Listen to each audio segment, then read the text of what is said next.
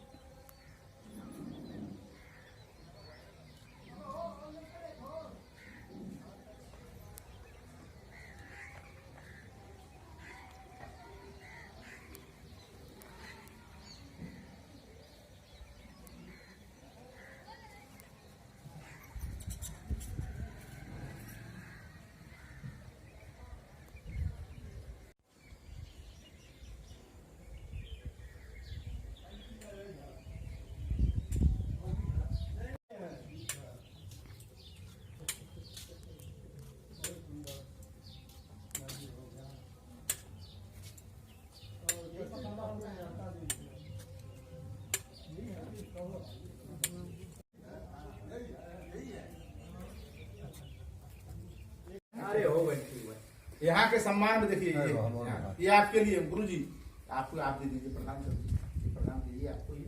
हाँ, ये पूर्णासन तुम मनोरथा हो गया ना जी।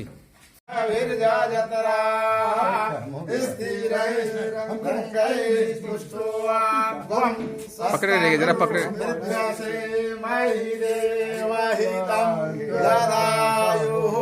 शतमिन्नु शरदो यन्ति देवा यत्रा नश्चक्र जर संतनु नाम पुत्रासो यत्र पिता शान्तिरेधि यतो यतः समीहसे ततो नो अभयं कुरु सन्नः कुरु प्रजाभ्यो भयन्नः पशुभ्यः सुशान्तिर्भवतु। मंत्रार्था सफला सन्तु, पूर्णा सन्तु मनोरथा, शत्रूणां बुद्धिनाशोऽस्तु, मित्राणां उदयस्तव।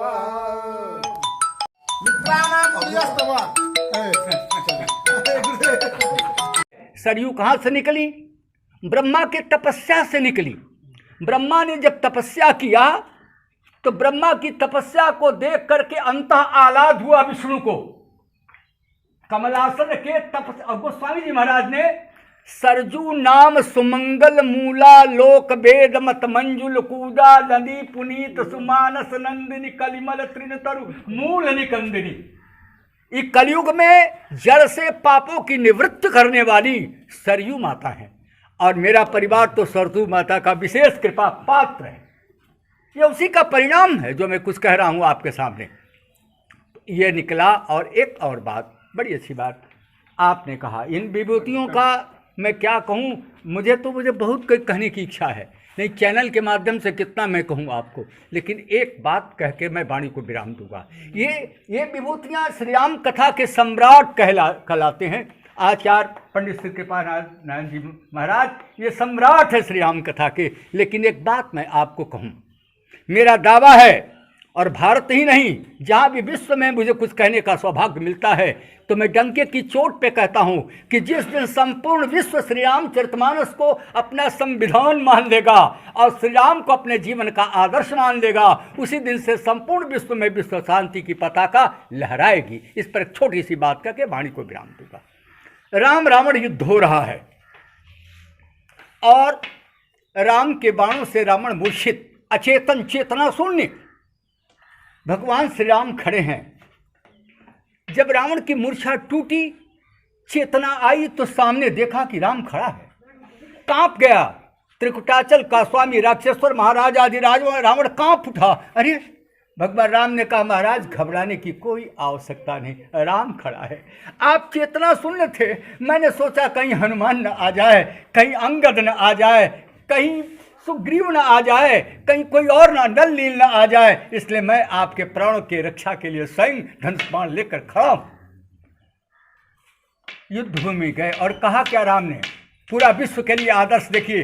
अनुजानामि गच्छ त्वमिदानीं बाण पीड़ित प्रविश लंका मा स्वपश्यति बलम मम। महाराज, राम के बाणों से आप घायल हो और आप चेतना में आ गए। ऐसा सारथी, महाराज रावण को रथ पर बैठाओ और लंका ले जाओ, और अच्छे वैद्य से उपचार कराने के बाद जब स्वस्थ हो जाए तो फिर राम के साथ द्वंद्व युद्ध के लिए युद्ध भूमि में लाना। लड़ाई नहीं हुआ है, मैं मारा नहीं जा सकता किसी के द्वारा, लेकिन आज राम को देखा युद्ध भूमि में। राम की शीलता ने, राम की विनम्रता ने मुझे जीते जी मार डाला। राम की शीलता और विनम्रता ने मुझे जीते जी मार डाला, क्योंकि मैं सोचा था कि मैं बाहर से मारा जा सकता हूं, लेकिन अंदर से कोई मारने वाला पैदा नहीं हुआ है। आज राम के चरित्र ने, राम के आचरण ने, द्वंद्व भूमि की जो पद्धति है, उससे अलग पद्धति, उससे अलग आचरण देख करके आज समझ में आ गया कि मैं अंदर से तो बाहर से तो मारा ही जाऊंगा, अंदर से भी मारा जाऊंगा। इसलिए मेरा दावा है कि श्री राम के चरित्र के अतिरिक्त विश्व कल्याण करने की सामर्थ्य किसी चरित्र में नहीं। मैं यही भाड़ी को धन्यवाद। शिक्षे न चाह हमेशा बताया गया है कि ब्राह्मण को, क्षत्रिय को, वैश्य को शिखा बांध के रखनी चाहिए, और एक पछोटा बांधो चाहे दो पछोटा बांधो, चुप जा, कोई जरूरत नहीं। स्त्रियां, आपने देखा होगा शादी विवाह होता है, जिस दिन मड़वा होता है और मतढक्का होता है, तो मतढक्का में ससुर बढ़िया से बढ़िया, सबसे बढ़िया मूल्यवान ले जाकर ढकते हैं। अर्थ है कि बच्ची, तुम्हारा सिर यहाँ सब लोग देखते रहे खुलता रहा, हमारे लिए तुम्हारा यह सिर बड़ा ही मूल्यवान है और इसे ढक रहा हूँ, इसकी रक्षा करना। आज सभी औरतें, अब ख़त्म हो गया, अब इतना बड़ा बाल लेकर घुमा रही, तो ये सब बातें बिल्कुल ही चली गई।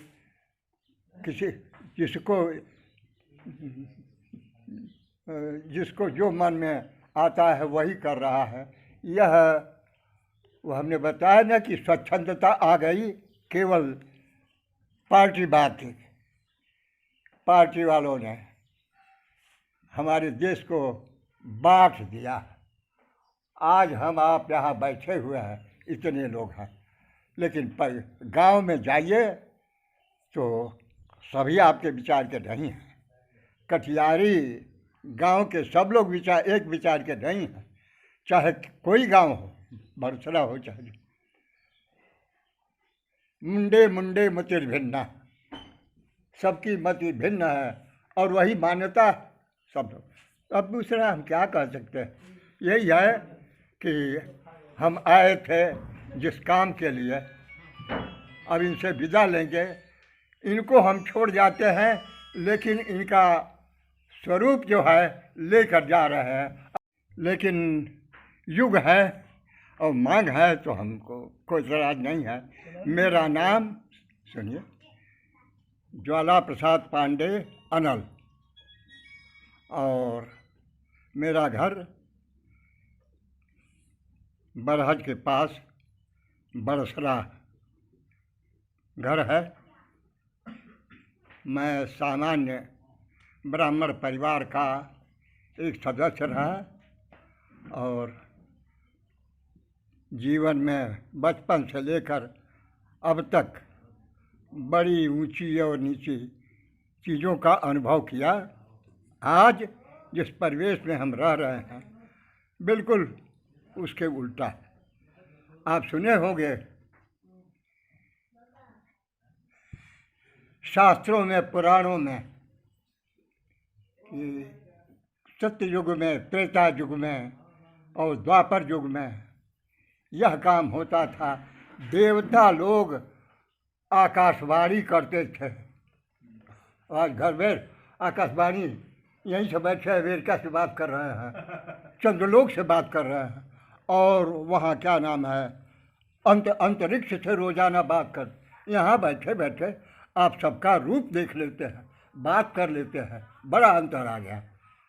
और सुना आपने, सबसे बड़ी बात है कि वह युग था जबकि चाहे वो राम हुआ, कृष्ण हुए हों या और भी लोग अवतार हुए हों, सबको हथियार की ज़रूरत पड़ती है। कोई चक्र सुदर्शन लेता है, कोई गदा लेता है, कोई क्या करता है। और इस युग में छोड़ दिया गया, अब ख़त्म। अब चाहे तो आप विज्ञान के द्वारा सृष्टि भी कर सकते हैं, पालन भी कर सकते हैं और संहार भी कर सकते हैं। तीनों काम हो रहा है। मनुष्य ने बड़ा काम किया है और सतयुग और त्रेता के लोग आजकल के युग में, आजकल के वैज्ञानिकों चाहे विद्वान की बराबरी नहीं कर सकते। ये निश्चित है, ये सही है, नहीं कर सकते, सामान्य बात नहीं है। आज आयोजन होता है और विद्वान हैं, एक पंडित जी ने अभी लिखा है संस्कृति, इसी का प्रभाव है, हमारी संस्कृति है कि गांव-गांव, घर-घर आज प्रवचन हो रहा है, यज्ञ हो रहा है और उपदेश हो रहा है। संतों महात्माओं का यानी किसी प्रकार की कमी हमारे यहाँ नहीं है। और एक बात है, स्वतंत्रता प्राप्ति के बाद स्वतंत्र न होकर हमारा अधिकांश समाज स्वच्छंद हो गया। परिणाम यह है कि हम नकलची हो गए। एतद्देश सूतस्य सकाशात अग्रजन्मनः संथम चरित्रम शिक्षेरन पृथिव्याम सर्वमानवा। हमारे भारतवर्ष के ब्राह्मणों की नकल दूसरे लोग किया और यहाँ हमसे शिक्षा ग्रहण करते थे। आज हम उनकी नकल कर रहे हैं। अभी मैं गया था वहाँ भ्रमण में, दक्षिणा पथ में कन्याकुमारी तक गया था। देखा तो वहाँ आज से 30, 35, 40 वर्ष पहले, 30-35 वर्ष पहले गया था। वहाँ पानी की कमी है, शहर है, सांवले से लंबे युवक, एक हाफ कमीज, माघ के महीने में गर्मी पड़ रही थी वहाँ, और धोती दुबर कर और उसी को लपेट लेते थे, पछोटा नहीं बांधते थे।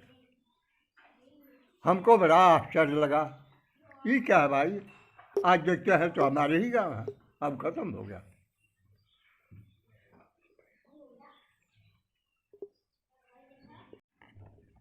मेरा जन्म संवत 1975 भाद्र शुक्ल अष्टमी शुक्रवार को हुआ था और आज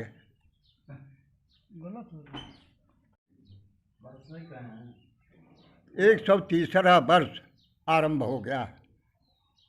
यही है, और दूसरी कोई बात नहीं। आजकल मैं बहरा हो गया हूँ और शरीर में शक्ति नहीं रह गई है, और यही कहिए कि इतने लोगों की प्रेरणा से और इन लोगों की देखा देखी अभी हृदय को रोक नहीं पाता हूँ, काबू में नहीं होता है, और आप लोगों के साथ आ गया। मुझे